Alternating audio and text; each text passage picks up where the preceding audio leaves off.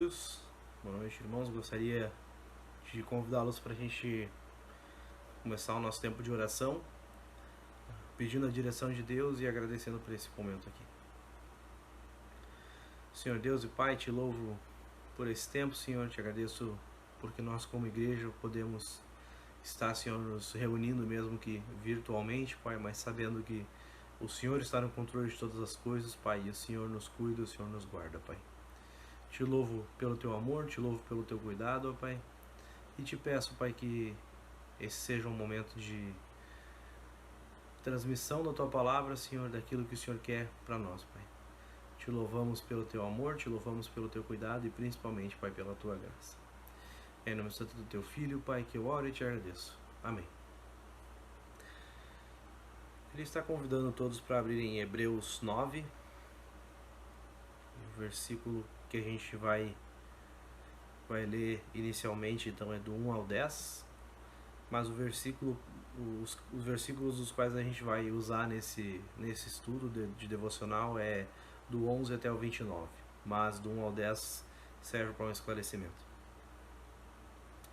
Esse estudo de hoje eu estou tirando de um livro muito bom que a gente tinha aqui em casa, na nossa mini biblioteca. Ele é de John Stott, a série Crescimento Espiritual, A Cruz, essa capa. E esse é o capítulo 6. Ele diz, resgatado por Deus. E nós vamos estar falando sobre isso. Então, o capítulo 9, versículo 1 até o 10. Ora, a primeira aliança tinha regras para adoração e também um tabernáculo terreno. Foi levantado um tabernáculo na parte da frente, chamada Santo Lugar. Estavam o candelabro, a mesa e os pães da presença. Por trás do segundo véu havia uma parte chamada Santo dos Santos, onde se encontrava o altar de ouro para o incenso e a arca da aliança totalmente revestida de ouro. Nessa arca estava um vaso de ouro contendo o maná, a vara de Arão, que floresceu, e as tábuas da aliança. Acima da arca estavam os querubins da glória que com sua sombra cobriam a tampa da arca. A respeito dessas coisas não cabe agora falar detalhadamente. Estando tudo assim preparado, os sacerdotes entravam regularmente no lugar santo do tabernáculo, para exercer o seu ministério. No entanto, somente o sumo sacerdote entrava no Santo dos Santos, apenas uma vez por ano, e nunca sem apresentar o sangue do sacrifício, que ele oferecia por si mesmo e pelos pecados que o povo havia cometido por ignorância. Dessa forma, o Espírito Santo estava mostrando que ainda não havia sido manifestado o caminho para o Santo dos Santos, enquanto ainda permanecia o primeiro tabernáculo. Isso é uma ilustração para os nossos dias, indicando que as ofertas e os sacrifícios oferecidos não podiam dar ao adorador uma consciência perfeitamente limpa. Eram apenas restrições que tratavam de comida e bebida, de várias cerimônias de purificação com água. Essas ordenanças exteriores foram impostas até o tempo da nova ordem. Então, aqui a gente está falando de como era esse tempo antigo. Esse tabernáculo, os Santos dos Santos, onde só poderia entrar o sumo sacerdote. Era vamos dizer, uma representação terrena dos céus, da presença. Essa representação terrena, ela não era nem de perto o que é realmente os céus, mas era o que tinha. Era uma representação para as pessoas poderem lembrar, poder imaginar, poder pensar e entender a glória de Deus. Mas o que nós vamos falar hoje aqui é sobre os sacrifícios especificamente. Os sacrifícios anteriores, nessa época aqui, eles eram feitos com cordeiros, com animais, com derramamento de sangue. E a partir disso, eles aspergiam sangue, eles sacrificavam esse animal e ele era oferecido. uma coisa muito importante de se dizer, e até foi a Karine quem me trouxe isso, de uma vez que ela escutou, e é algo que cabe muito bem aqui, que é os animais, o sacrifício de animal, cobria o pecado, só o pecado. Mas o sacrifício de Jesus na cruz, ele não cobre o pecado, ele tira o pecado, ele nos limpa de todo o pecado. Então, naquele tempo, eles tinham que fazer vários e vários sacrifícios para poder estar sempre purificado, digamos assim. Mas então, o que eu queria trazer aqui hoje é o sacrifício de Cristo na cruz, falando sobre isso, falando sobre exatamente sobre esse Cordeiro Santo, né? A gente tem esse sacrifício de Jesus Cristo na cruz. O que ele significa? O que é esse sacrifício de Jesus na cruz? Ali a partir do versículo 11 ele fala: quando Cristo veio como sumo sacerdote dos benefícios agora presentes, ele adentrou o maior e mais perfeito tabernáculo. Ele não está falando do tabernáculo terreno, ele está falando de um tabernáculo que não foi feito por homem, isso é, não pertencente a esta criação. Então ele está dizendo que Jesus Cristo, ele entrou como um sumo sacerdote, mas também entrou como o Cordeiro. Ele leva o próprio sangue. Ele não entrou no tabernáculo terreno, ele entrou num tabernáculo verdadeiro, ele entrou no local verdadeiro, nos santos dos santos verdadeiros, o céu. No versículo 15, ele fala mais algumas coisas, mas eu queria ler, antes de a gente chegar no versículo 15, eu queria ler o 12, o 13 e o 14, para a gente poder seguir essa ordem. Não por meio de sangue de bodes e novilhos, foi como eu falei, mas pelo seu próprio sangue. Ele entrou nos santos dos santos uma vez por todas obteve a redenção. Ora, se o sangue de bodes e touros e as cinzas de uma novilha espalhadas sobre o que são cerimonialmente impuros, cerimonialmente impuros os santificam de forma que se tornam exteriormente puros, quanto mais então o sangue de Cristo, que pelo Espírito Eterno se ofereceu de forma imaculada a Deus, purificará a nossa consciência de atos que levam à morte, de modo que sirvamos ao Deus vivo.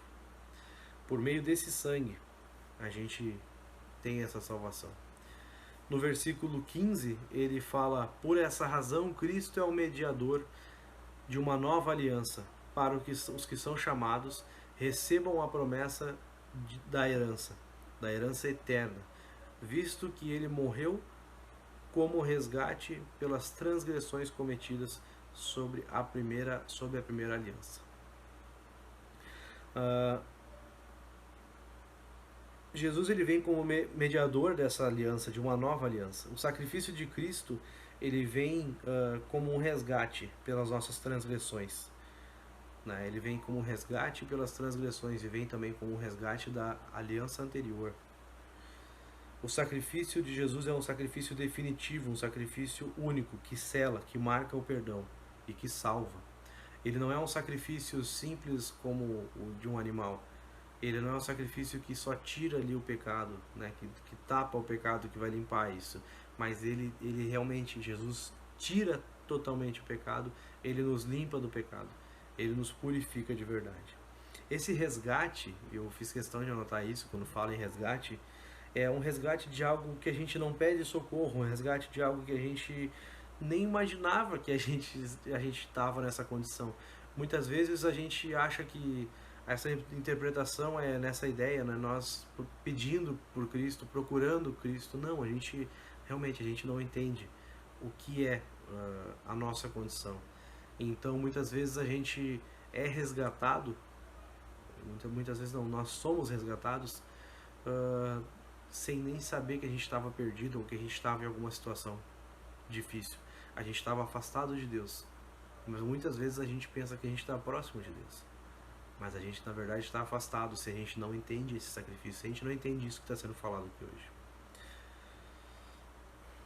Esse resgate é de algo que a gente pensa que estava bom, de algo que a gente não imaginava que a gente precisava. É um resgate amoroso para os perdidos, que não entendiam o seu próprio pecado. O perdão nos foi dado mesmo sem pedirmos por ele. A gente recebe o perdão mesmo sem estar pedindo. A gente recebe um perdão de algo que a gente nem sabe que a gente cometeu. Eu posso usar o exemplo aqui de, por exemplo, alguém chegar para ti e dizer assim: olha, o fulano lá te perdoou, mas por que ele me perdoou? Que a pessoa diz: porque tu cometeu tal e tal coisa contra ele, mas ele já te perdoou. Talvez tu vai te impressionar e dizer: nossa, que pessoa à frente, que pessoa boa, que ela consegue perdoar uma coisa que eu fiz e eu nem sabia que eu tinha ofendido ela, e assim mesmo ela me perdoa. Essa é a ideia da salvação. A gente às vezes não consegue entender que a gente não precisou pedir esse perdão. A gente não precisou fazer algo por merecer esse perdão. Mas Cristo foi lá e morreu por nós na cruz. Ele se oferece, ele se entrega como sacrifício. Ele morre por nós na cruz para pagar os nossos pecados, que muitas vezes a gente nem sabe que tem, que a gente nem sabe que deve isso, mas ele paga essa conta e essa dívida. No versículo 19, no versículo 22, ele fala: quando Moisés terminou de proclamar todos os mandamentos da lei a todo o povo, levou o sangue de novilhos e bodes e juntamente com água, lã vermelha e ramos de isopo, aspergiu o próprio livro e todo o povo, dizendo: este é o sangue da aliança que Deus ordenou que vocês obedeçam. Da mesma forma, aspergiu com sangue também o tabernáculo e todos os utensílios das suas cerimônias. De fato, segundo a lei, quase todas as coisas são purificadas com sangue, e sem derramamento de sangue não há perdão. Segundo a lei, quase todas as coisas são purificadas com sangue, e sem esse derramamento de sangue não existe o perdão, porque naquela época era essa a forma, a lei que eles tinham. Então, por que Jesus precisa morrer na cruz para perdoar os nossos pecados? Por que ele simplesmente, Deus não perdoa a gente pelos pecados? Ou porque ele simplesmente não permitiu que a gente fosse salvo? Deus é poderoso, ele é justo. E o fato de ser justo faz com que esse perdão não possa ser dado sem um castigo, sem um sacrifício. É necessário a morte de Cristo, né? É necessária a morte de Cristo na cruz para o perdão dos nossos pecados. Sem a morte de Jesus na cruz, esse perdão ele não foi dado assim. Ele precisa ser, nossos pecados precisam ser castigados. A gente precisa do castigo para poder ter o perdão. Essa é a forma com que Deus age, e não é de outra forma. Então precisava disso. Nós pagaríamos com a nossa vida, mas mesmo assim a gente não pagaria, porque a gente não conseguiria ir para o céu. A nossa vida é insignificante. Mas quem vem para nos perdoar não é um animal, não é uma oferta que a gente possa fazer, mas sim um Cordeiro Santo. No versículo 23 fala: portanto é necessário que as cópias das coisas que estão nos céus fossem purificadas com esses sacrifícios. O que são essas cópias das coisas que estão nos céus? Mas quem é que vai pagar por isso? Como que a gente vai pagar com algo terreno, algo que está no céu? Mas as próprias coisas celestiais com sacrifícios superiores, o nosso pecado, ele é pago com sacrifícios superiores. Ele vem de Deus. Deus se faz filho, se faz carne, vem e habitou entre nós, e ele morre na cruz para pagar os nossos pecados.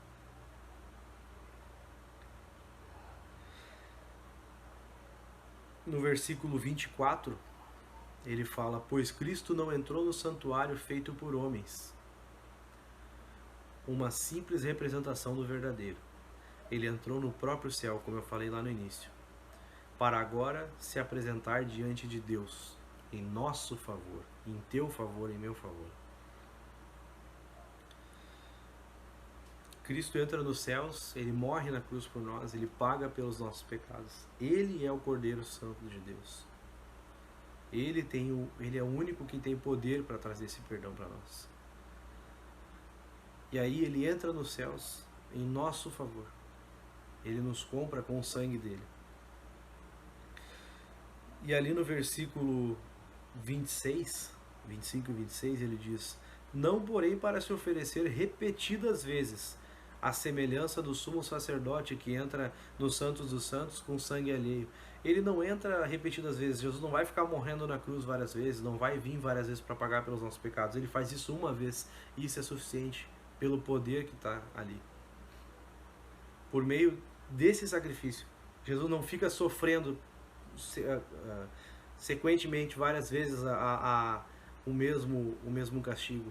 Uma vez ele paga por todos nós. Cristo entra nos céus com seu próprio sangue, e ele nos compra com seu sangue, e ele não precisa mais sofrer várias vezes, pois ele é o Cordeiro, ele é o perdão. Ali no versículo 26 diz: se assim fosse, Cristo precisaria sofrer muitas vezes, como eu já tinha falado, desde o começo do mundo.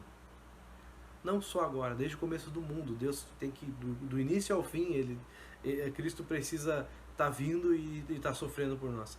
Mas agora ele apareceu uma vez por todas, no fim dos tempos, para aniquilar com o pecado, mediante o sacrifício de si mesmo. Ele se sacrificou por nós, ele morreu por nós. E também no versículo, ali o 25 e o 26, ele também está dizendo assim: ele é com certeza o único e suficiente sacrifício. Ele entra no tabernáculo dos santos dos santos. Não é o tabernáculo terreno, ele entra no tabernáculo lá dos céus. Ele entra na presença de Deus. Ele não entra na representação terrena, ele entra nos céus. E ele é a nossa esperança.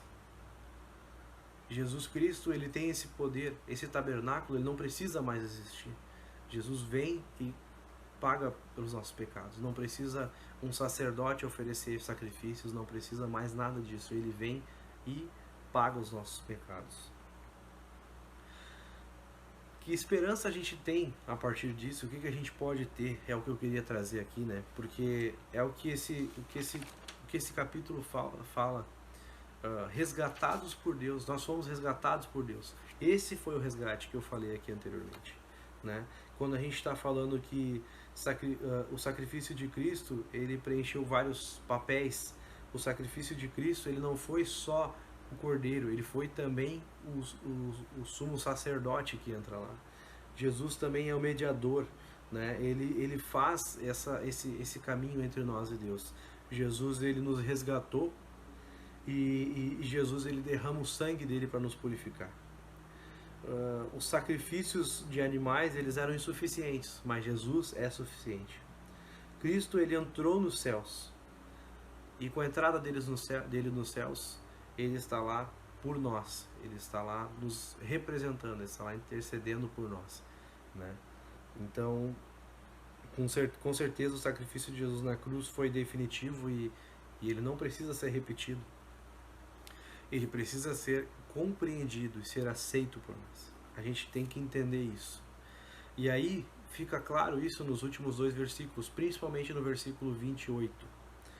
Porque ele vai falar aqui sobre algo bem importante. Ele fala aqui sobre a compreensão desse sacrifício de Jesus na cruz. Da mesma forma, no versículo 27, tá? Estou lendo. Da mesma forma como o homem está destinado a morrer uma só vez e depois disso enfrentar o juízo, nós temos esse destino. Após a nossa morte, a gente vai enfrentar o juízo. Assim também Cristo é oferecido em sacrifício uma única vez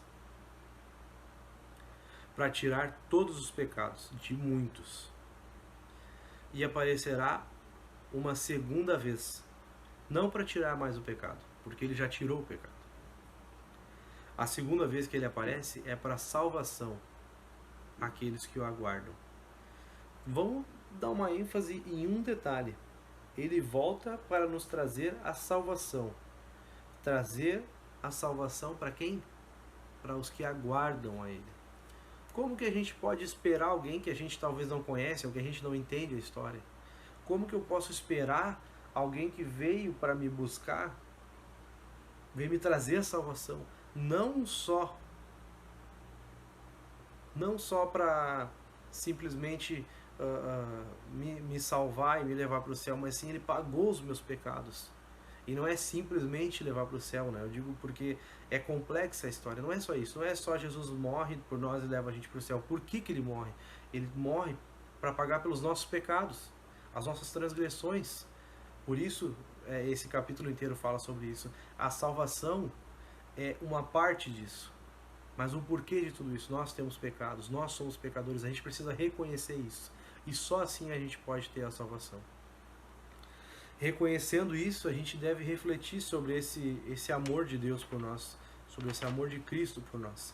E eu gostaria de trazer aqui, só para encerrar, então, duas perguntas que o autor deixa aqui, que ele diz assim: na maneira prática, que diferença a sua esperança em Cristo faz em sua vida diária? Qual a diferença? O que isso muda na tua vida diariamente? Isso tem que provocar uma mudança na tua vida. Se não provocou uma mudança na tua vida, talvez você não tenha compreendido ainda o que é esse sacrifício. Passe alguns minutos refletindo sobre a cruz e o fato de Deus ter trocado de lugar com você, de modo que suas opiniões sobre Cristo e o significado da cruz foram contestadas.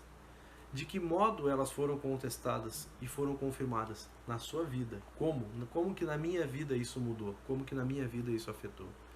Isso tem que afetar. Trazendo mais uma frase aqui, agora tem essas duas perguntas que eu quero deixar com vocês, né? E uma frase para a gente poder pensar nisso. Louve a Deus pelo extraordinário sacrifício de se entregar por nós. Peça-lhe que faça ver com mais clareza o próprio desmerecimento quanto ao valor que ele dá para você. Alguns textos que podem apoiar essa ideia, pode ler em Gálatas 3,13, depois pode estar lendo isso, e diz assim: Cristo nos redimiu da maldição da lei quando se tornou maldição em nosso lugar. 2 Coríntios 5,21 fala: Deus tornou pecado por nós aquele que não tinha pecado. Isso é maravilhoso de se pensar. É algo que eu nem sei dizer o quão grande é, o quão poderoso é. Ele usa aqui o exemplo, John Stott usa esse exemplo falando que na infância alguma vez você já pagou para um irmão ou para uma outra pessoa da família realizar uma tarefa chata em seu lugar? Ou talvez você já tenha sido subornado para fazer o trabalho de outra pessoa. Talvez você tenha sido pago e talvez tenha caído na lábia de alguém que realizou a tarefa do outro. Algumas pessoas são peritas em levar os outros a realizar as tarefas delas. Nosso senso de justiça ferve quando vemos alguém fazendo um trabalho que não é seu, porque caiu na conversa de um espertinho. Por outro lado, admiramos e talvez até respeitamos muito alguém que de boa vontade decida realizar uma tarefa difícil no lugar de outra pessoa. Esse é Jesus. Aquele que a gente deve admirar. Aquele que tem essa atitude tão linda, essa bondade, esse amor, que ele realiza por nós uma tarefa difícil. Mas de boa vontade. A gente não pediu, a gente não induziu, a gente nem sabia dessa necessidade que a gente tinha. Mas a gente tinha. E ele foi lá e pagou esse pecado por nós. Ele nos dá o perdão sem que a gente saiba que tem ofendido. Esse amor de Cristo é maravilhoso. Em seguida eu vou deixar aqui uma música que a gente conheceu lá no Vocari. É um evento que a gente foi de jovens, lá em Maringá, no Paraná, e a gente conheceu um grupo lá, uma banda chamada Canto Verbo. Eu vou deixar o link do vídeo, eu vou deixar o link do canal deles e vocês podem acompanhar também. Mas aqui no vídeo eu vou deixar a música com a letra escrita. Eu queria que vocês ouvissem essa música e com ela também refletissem no que foi falado aqui hoje. Vamos orar e uma boa noite a todos. Senhor Deus, obrigado, Pai, por esse dia, obrigado por esse tempo, Senhor. Obrigado porque o Senhor nos guarda, obrigado porque o Senhor nos cuida, Pai. Te agradeço pelo sacrifício do Teu Filho na cruz, Pai. Te peço que consigamos entender, Pai, a nossa insignificância, o nosso lugar, Pai, em tudo isso, Pai. Saber que nós não merecemos tudo isso, Pai, mas que o Senhor fez por nós. Obrigado, Pai, pelo derramamento de sangue feito para pagar os nossos pecados, Senhor. Obrigado porque somos purificados por esse sangue, Pai. E assim temos entrada, Pai. Essa é a nossa esperança. É em nome santo do Teu Filho Jesus que eu oro e te agradeço, Pai. Amém. Uma boa noite. Prestem bastante atenção nessa letra, e ela é uma letra que fala bastante do que foi dito aqui, e eu gostaria que ela falasse ao coração de vocês também. Muito obrigado.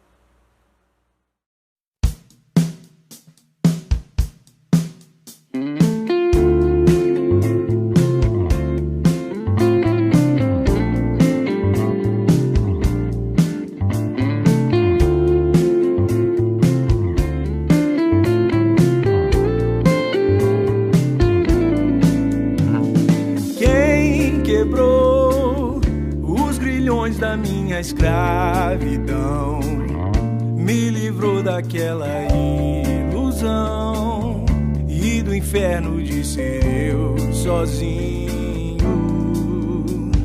Quem me diz, me ensinou um riso tão feliz e me deu iguais pra dividir a abundância desse pão e vinho.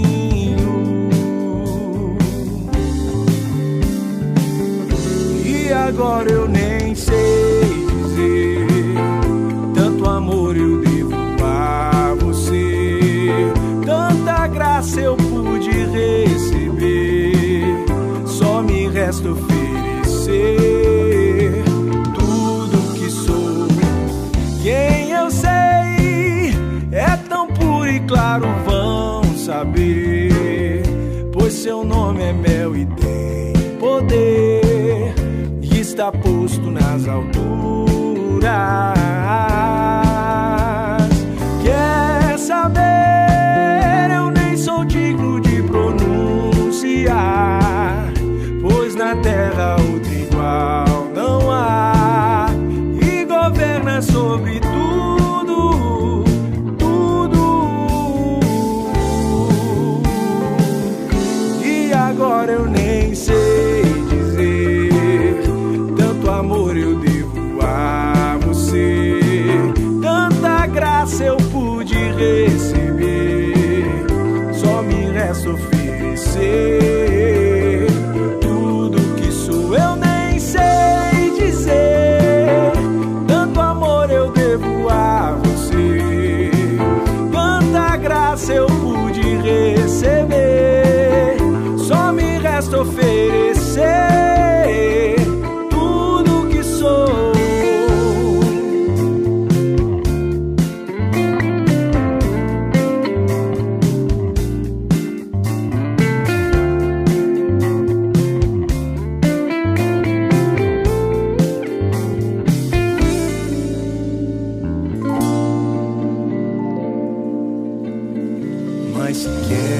saber, não está pregado numa cruz, nem a morte apagou sua luz, e ele vive